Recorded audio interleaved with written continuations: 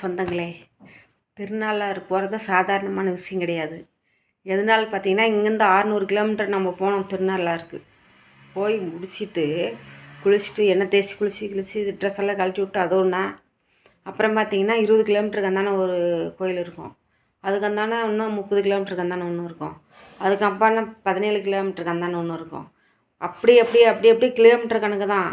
நாம் நினைக்கிற மாதிரி போனோமா ஒரு பூஜை பண்ணோமா ஓடி வந்துடணுமா அந்த மாதிரிலாம் இல்லை. 11 பார்க்கணுன்னா 3 நாள் டைம் வேணும். போகிறவங்க கூட தான் சேர்ந்து போக முடியும். நம்ம ஒருத்தரெல்லாம் போய் பார்த்துட்டு வந்தாலாம் முடியாது. பஸ் எல்லாம் பிடிச்செல்லாம் போக முடியாது. டூர் வண்டியில் தான் போக முடியும். டூரு போகிறாங்க இல்லையா, அவங்க கூட தான் சேர்ந்து போக முடியும். இல்லை நம்ம சொந்தக்காரங்களாம் ட்ராவல்ஸ் வச்சு டிரைவரை பிடிச்சி தான் போக முடியுமே தவிர சாதாரணமாக போகலாம் சாமி பண்ணிட்டுலாம் வரலாம் முடியாது.